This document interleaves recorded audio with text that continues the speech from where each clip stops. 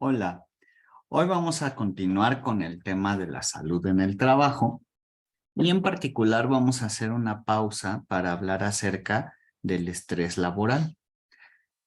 Entendemos por estrés algunas respuestas fisiológicas que se da en torno a una situación que nos la provocan. Generalmente son estados de preocupación o tensión mental que se genera por una situación difícil o una situación amenazante.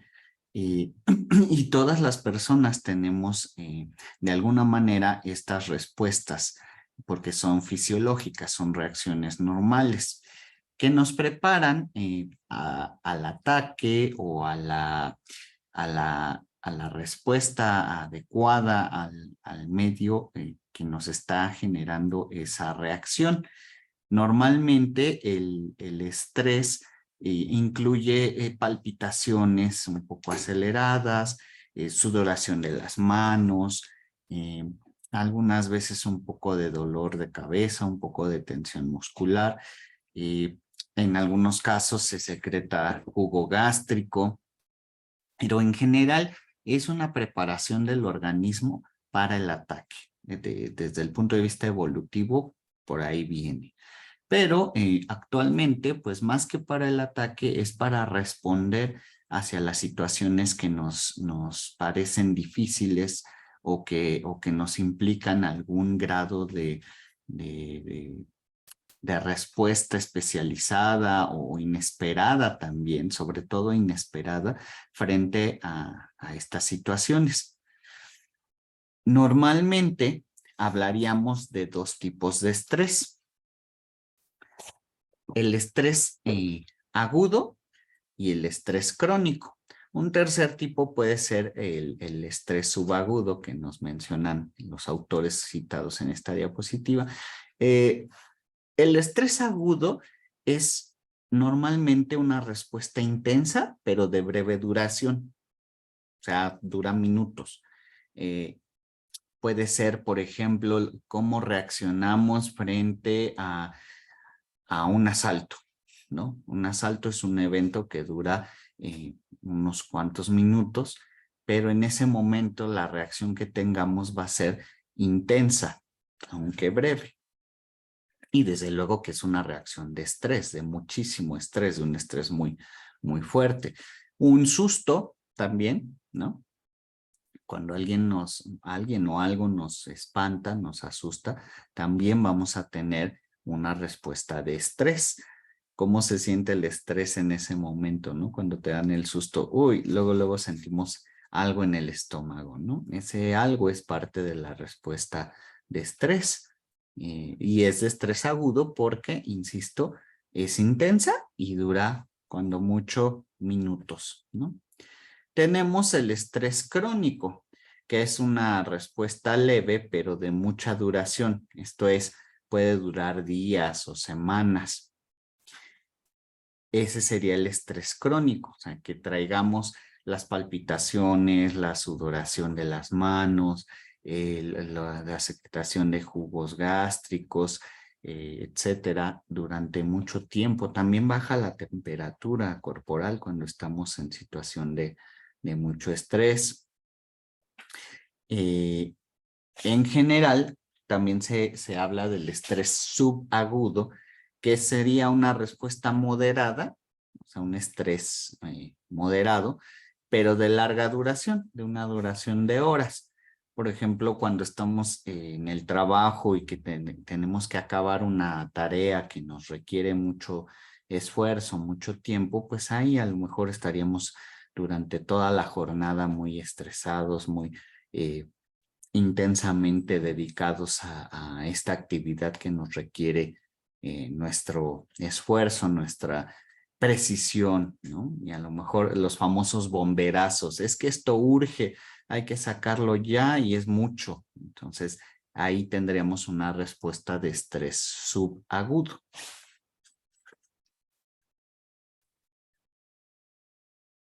También el estrés se puede clasificar en dos tipos.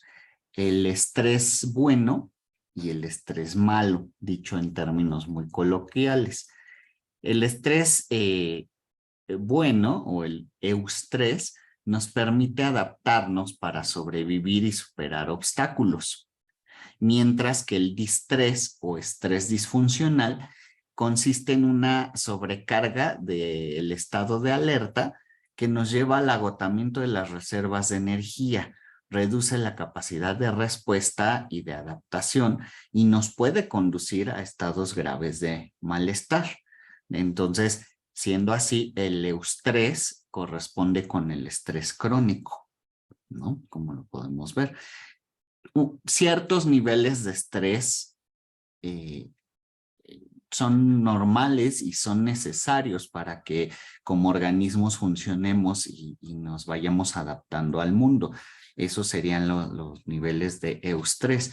Pero cuando ya estamos viendo afectada nuestra salud, cuando tenemos durante días, semanas, meses, estas respuestas fisiológicas de estrés, vamos a ver afectaciones en nuestra salud, como las mencionaremos enseguida. Una de ellas es, por ejemplo, la hipertensión arterial sistémica, ¿no? Cuando no tiene una causa orgánica, cuando no es provocada por factores como los triglicéridos y el colesterol altos, ¿no? Y sobre todo cuando es gente muy joven, que es difícil que tengan estos problemas metabólicos muy elevados. Bueno, en esos casos se puede sospechar de una causal relacionada con el estrés crónico o con el distrés, ¿no? Otros problemas también que ocasiona el distrés pueden llevar a la baja productividad en el trabajo o en nuestras labores estudiantiles. El estrés crónico en general ocasiona que se libere cortisol, que es una hormona que aumenta los azúcares disponibles en sangre para que el cerebro la pueda utilizar, y también se liberan sustancias que ayudan a la reparación de tejidos y otras cuestiones. El problema con el cortisol es que también limita las funciones que serían, digámoslo así, no esenciales en una situación de lucha o de huida, que es lo que originalmente se tenía como organismos que enfrentar, y que ahora lo tenemos como respuesta de estrés. El cortisol también altera las respuestas del sistema inmunitario. Eso es importante tenerlo en cuenta. Nos suprime el sistema digestivo y el sistema reproductor y los procesos de crecimiento. Los niños, los bebés que están muy expuestos a situaciones estresoras tienen menores tasas de crecimiento que los niños que crecen en ambientes mucho más confortables, mucho más relajados para ellos. Las alteraciones al sistema inmunitario pueden ser tanto en incremento de células del sistema inmunitario que pueden atacar al propio organismo, como son las enfermedades autoinmunes, o la disminución de las defensas, y que nos puede colocar en una situación de propensión a la adquisición de infecciones o de enfermedades por la baja de defensas. Entonces, el estrés, como vemos, el estrés crónico nos expone a afectaciones muy serias a nuestra salud. Aquí tienen una lista de posibles afectaciones y hay muchas más que ocasiona el estrés. Problemas digestivos como la gastritis y la colitis nerviosas, o sea, cuando no son por la dieta, cuando son por las reacciones de constante estrés a las que nos exponemos. Los dolores de cabeza o cefaleas, ¿no?, crónicos también son parte de las respuestas de las afectaciones del estrés crónico. Tensión y dolor muscular, esto de tener nudos en la espalda, en el cuello, no en los hombros, también es parte del estrés crónico. Problemas de sueño, podemos tener insomnio o podemos tener exceso de sueño, o sea, tener mucha necesidad de dormir, ¿no? Un poco de narcolepsia, digámoslo así. Puede aumentar o disminuir el peso, dependiendo de la persona, y lo mismo que el apetito, puede irse el apetito o puede aumentar el apetito por estrés. Hay quien come por estrés, lo mismo que hay quien deja de comer en situaciones de estrés, ¿no? La dermatitis atópica es también común y tiene que ver desde luego con la reacción del sistema inmunológico que empieza a atacarse así al propio organismo. Deterioros de la memoria, de la concentración, de la atención. O sea, las funciones psicológicas también se ven afectadas. Nos cuesta trabajo concentrarnos o recordar cosas. La alopecia areata, que son, como está en la ilustración, estos círculos de donde no crece el pelo, donde se cae y no crece durante algunos meses, ¿no? Es muy común que la gente con altos niveles de estrés tenga este problema de la alopecia areata. Desde luego que también está muy relacionado el estrés crónico con ocasionar problemas de ansiedad y de depresión. Cuadros pues importantes que ya tendríamos que controlar con la consulta a un médico psiquiatra que nos ayude con alguna medicación para tratar la ansiedad y la depresión, además de una psicoterapia orientada a la sintomatología de estos dos trastornos que son bastante incapacitantes en la actualidad. También, como ya lo habíamos mencionado, la tensión arterial alta, ¿no? Provocada por estrés y todo lo que eso implica, ¿no? La enfermedad cardíaca, ataques cardíacos o algo muy, muy grave también es los eventos cerebrovasculares, ¿no? Que están relacionados con la hipertensión, ¿no? O con los ritmos cardíacos altos, ¿no? Se forman trombos o coágulos y pueden bloquear la irrigación sanguínea en alguna parte del cerebro, o también puede haber un derrame cerebral por la hipertensión. Entonces esto hay que tenerlo muy, muy en cuenta, muy cuidado, porque son posibles problemas de salud que podemos enfrentar por un estrés crónico y que no le ponemos fin, que no lo controlamos.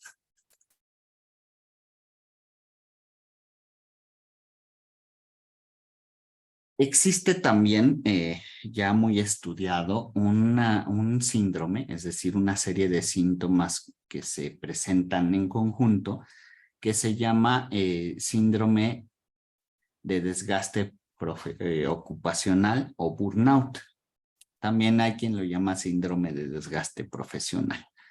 Esto se ha estudiado desde la década de los 80, ¿no? Donde se ha visto que hay tres dimensiones de los síntomas que presentan las personas con burnout. El agotamiento o desgaste emocional, ¿no? El cansancio y la fatiga, así como la sensación de no poder dar más de sí. Esta sensación de ya no puedo con las cosas, con el trabajo, con la exigencia en la escuela, qué sé yo, ¿no? La persona también presenta en otra dimensión, pues, conductas de cinismo, de despersonalización, en general de mantener distancia y frialdad hacia otras personas, ¿no? Especialmente hacia quienes reciben el propio trabajo y, pues, una sensación de insatisfacción y de poca realización profesional, de mucha desilusión sobre la propia vida y sobre los logros personales, de decepción hacia el trabajo, de fracaso laboral, ¿no? Esto aplica también para estudiantes bajo mucha presión, ¿no? Algo que hemos visto que ha llamado la atención de los medios es, por ejemplo, el estrés, el altísimo estrés al que se enfrentan y quienes estudian medicina, enfermería, sobre todo estas dos carreras que tienen, se ven expuestas a estas personas que las estudian a horarios muy exigentes, a jornadas muy largas, y el trabajo que hacen, que es tratando con personas, pues es muy grave, es muy importante y ocasiona afectaciones a su salud mental, y si lo vemos en conjunto ya con guardias de 12, 24 o más horas, pues bueno, esto genera burnout, ¿no? O síndrome de desgaste profesional u ocupacional en estas personas que además son estudiantes de medicina, ¿no? Pero no solamente con ellos pasa, puede pasar con otros estudiantes en otros contextos educativos que no estamos mencionando en este momento. Hay maneras para manejar el estrés. Un primer momento, una primera dimensión en la que tenemos que trabajar es en identificar y tratar de controlar los factores ambientales, los factores psicoemocionales y los factores biológicos en los que estamos involucrados y que nos pueden ocasionar estrés. Los factores ambientales tienen que ver desde luego con el control del ruido, de la comodidad del asiento, del lugar de trabajo, etcétera, ¿no? Todo eso nos puede ayudar a bajar nuestro estrés. Y en muchos casos es difícil, por ejemplo, el estrés diario empieza desde que nos levantamos, ¿no? Y nos levantamos un poco tarde, pero ese poco tarde nos empieza a generar el sentir que no vamos a llegar a tiempo, ¿no? Y luego exponernos a todo el ruido y todo el ritmo de lo que implica nuestro traslado al lugar de trabajo o a la escuela. Entonces, si podemos controlar eso, hagámoslo. Tal vez levantándonos un poco más temprano, cambiando de ruta, etcétera. El lugar de trabajo también, no siempre podemos, pero cuando se pueda, pues hay que tenerlo lo más acondicionado a nuestro gusto que sea posible. Factores psicoemocionales como alejarnos de personas que nos generan malestar, como dicen, que nos tiran mala onda, ¿no? Y que no nos hacen sentir bien, ¿no? Que nos incomodan, hay que alejarlas, pero también acercarnos a quienes nos colaboran positivamente en la vida cotidiana, en el trabajo o en la escuela. Como dicen por ahí, gente que sume, no que reste. Y también el control de factores biológicos, como por ejemplo el comer adecuadamente, comer de manera balanceada, el evitar consumir sustancias psicoactivas, sobre todo en exceso, ¿no? Exceso de café, de tabaco, de alcohol, etcétera. Y procurar también pues tener actividad física que nos ayude a liberar endorfinas por medio del ejercicio, ¿no? Y sentirnos mejor en nuestro día a día. También existen las técnicas de relajación que pueden ayudarnos a controlar los niveles de estrés, sobre todo de estrés agudo, pero también ayudan para el estrés crónico e incluso para el manejo del dolor y del dolor crónico. Estamos hablando de que son poderosas las técnicas de relajación. Yo menciono 3 aquí, pero ustedes pueden encontrar muchas referencias y videos sobre cómo hacerlas, cómo aplicar las técnicas de relajación. La primera de ellas sería la respiración diafragmática, que consiste en controlar la respiración concentrarnos en cómo estamos respirando y se maneja en 3 tiempos. Un primer tiempo es o momento, en 3 momentos. Un primer momento es el de inhalar, el de meter el aire. Un segundo momento es retener ese aire en el cuerpo, en los pulmones. Y el tercer momento es dejarlo salir. La clave está en extender la duración de estos 3 momentos lo más posible, poco a poco. Podemos empezar con 3 segundos para cada momento, 3 para meter aire, 3 para detenerlo y 3 para sacarlo, y podemos ir aumentando progresivamente hasta que nos demos cuenta de que sube nuestra temperatura, nos sentimos un poco más tranquilos y que estamos ya incluso con la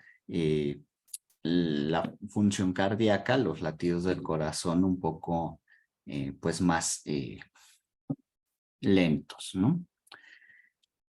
También existe la relajación muscular progresiva, que es estando generalmente sentados, que hagamos conciencia desde las puntas de los pies hasta la cabeza de cómo están nuestras extremidades, nuestras partes del cuerpo, y que vayamos relajando cada una en función de eso.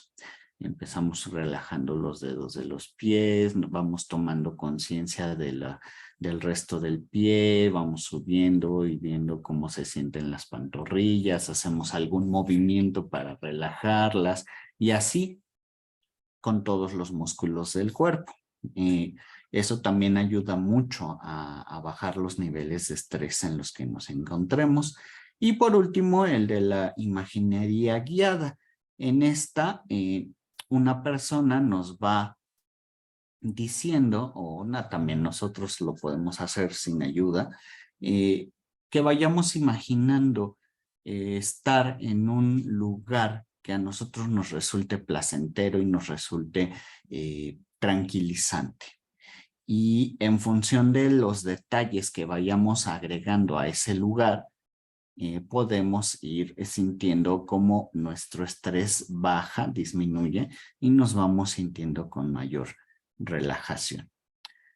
También se pueden combinar estas técnicas y también hay otras muchas técnicas que ayudan a la relajación. Por ejemplo, la meditación, ¿no? Que es muy utilizada en muchas culturas, ¿no? También la meditación ayuda, la práctica de ejercicios de yoga también ayuda.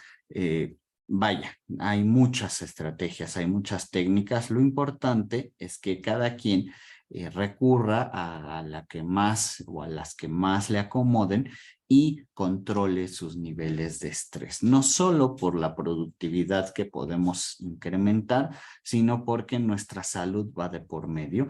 Y recuerden que si no hay salud, no hay nada. Entonces, es muy importante que tengamos en cuenta estas técnicas de relajación y cómo podemos aplicarlas en nuestro contexto, en nuestra realidad cada quien. Muchas gracias. Nos vemos la próxima.